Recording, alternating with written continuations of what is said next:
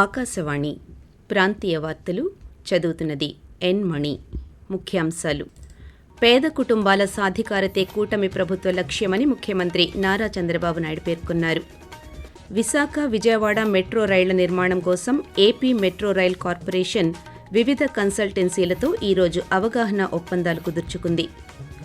రాష్ట్రంలో వర్షాలు కురుస్తున్న నేపథ్యంలో అధికారులు సన్నద్ధంగా ఉండాలని హోంమంత్రి వంగలపూడి అనిత ఆదేశించారు.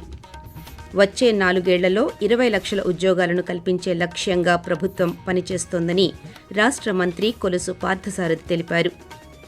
భారత్ ఇంగ్లాండ్ జట్ల మధ్య జరుగుతున్న 4వ టెస్టు మ్యాచ్లో 3వ రోజు భోజన విరామ సమయానికి ఇంగ్లాండ్ 2 వికెట్ల నష్టానికి 332 పరుగులు చేసింది.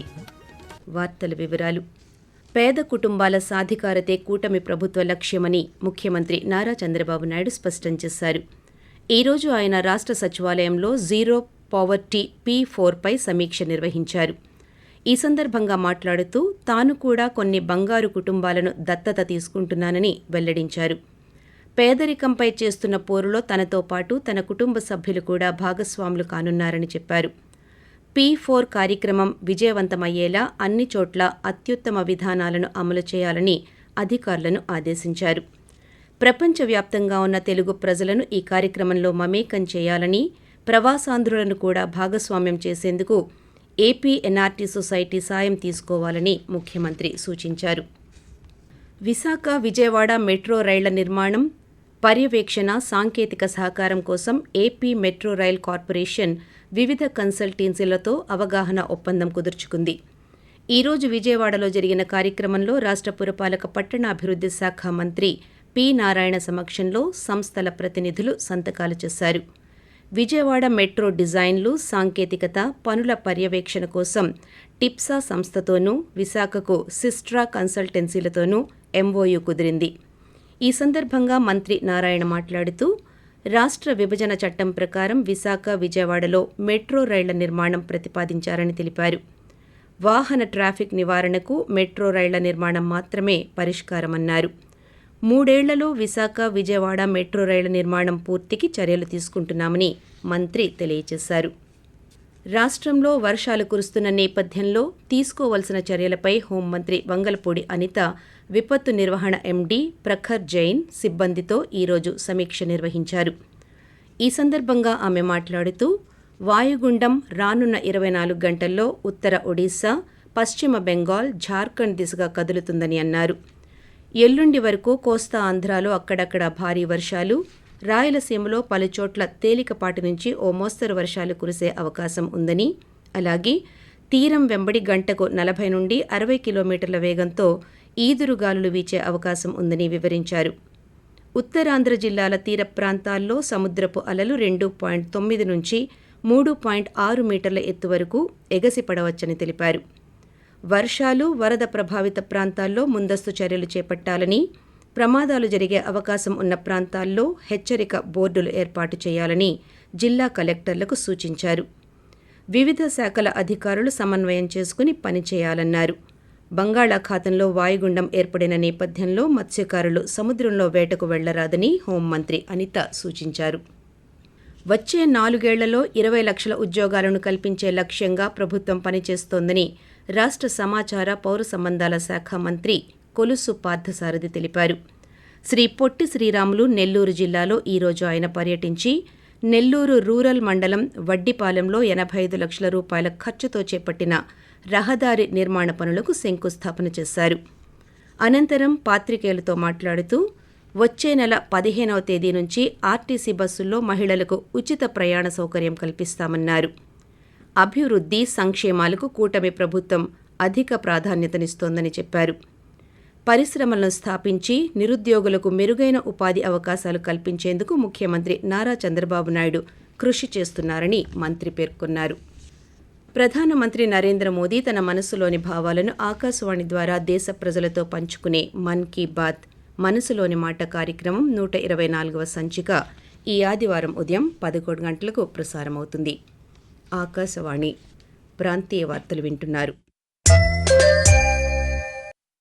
రాష్ట్ర రోడ్డు రవాణా సంస్థను బలోపేతం చేసే దిశగా చర్యలు తీసుకుంటున్నామని రవాణా, క్రీడల శాఖ మంత్రి మండిపల్లి రాంప్రసాద్ రెడ్డి తెలిపారు. ఈరోజు ఆయన బాపట్ల ఏపీఎస్ఆర్టీసీ బస్ డిపోను సందర్శించారు.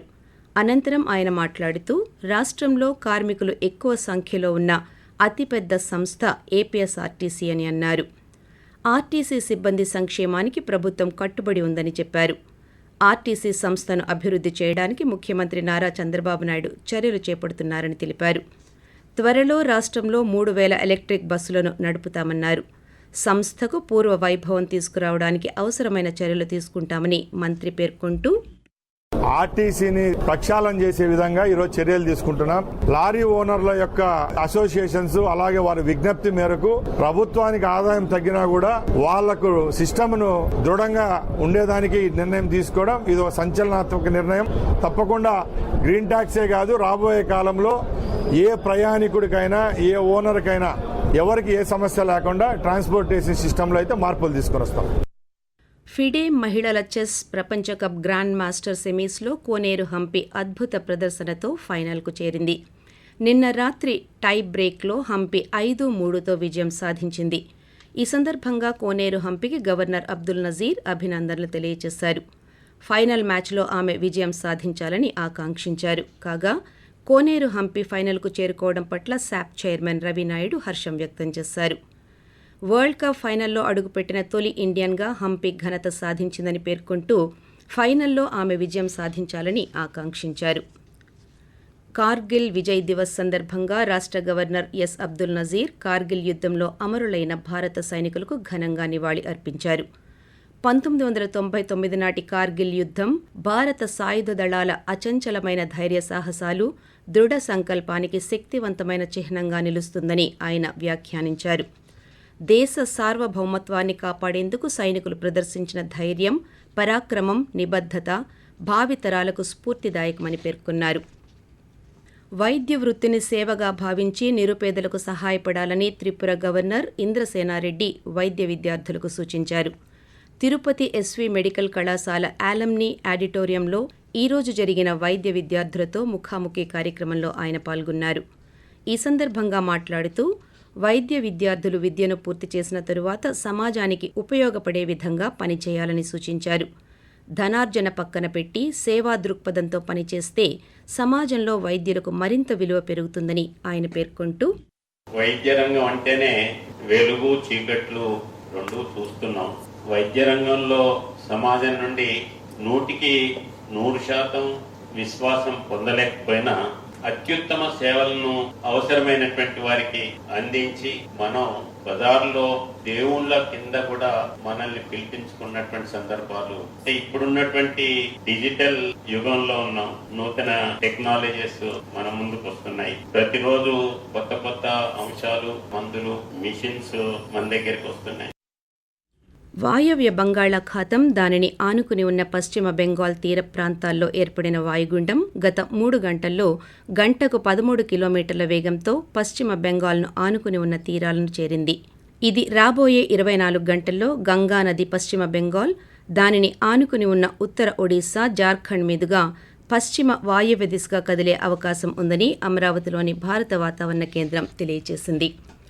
భారత్, ఇంగ్లాండ్ జట్ల మధ్య మాంచెస్టర్ వేదికగా జరుగుతున్న 4వ టెస్ట్ మ్యాచ్ తొలి ఇన్నింగ్స్లో 3వ రోజు భోజన విరామ సమయానికి ఇంగ్లాండ్ 2 వికెట్లు నష్టపోయి 332 పరుగులు చేసింది. దేశీయ స్టాక్ మార్కెట్ సూచీలు ఈరోజు నష్టాల్లో ముగిశాయి. సెన్సెక్స్ ఉదయం 82,184 పాయింట్ల వద్ద ప్రారంభమై చివరికి 721 పాయింట్ల నష్టంతో 81,463 వద్ద ముగియగా నిఫ్టీ 225 పాయింట్ల నష్టంతో 24,837 వద్ద స్థిరపడింది. వార్తలు ముగించే ముందు ముఖ్యాంశాలు మరోసారి. పేద కుటుంబాల సాధికారతే కూటమి ప్రభుత్వ లక్ష్యమని ముఖ్యమంత్రి నారా చంద్రబాబు నాయుడు పేర్కొన్నారు. విశాఖ, విజయవాడ మెట్రో రైళ్ల నిర్మాణం కోసం ఏపీ మెట్రో రైల్ కార్పొరేషన్ వివిధ కన్సల్టెన్సీలతో ఈరోజు అవగాహన ఒప్పందాలు కుదుర్చుకుంది. రాష్ట్రంలో వర్షాలు కురుస్తున్న నేపథ్యంలో అధికారులు సన్నద్ధంగా ఉండాలని హోంమంత్రి వంగలపూడి అనిత ఆదేశించారు. ఆకాశవాణి ప్రాంతీయ వార్తలు ఇంతటితో సమాప్తం.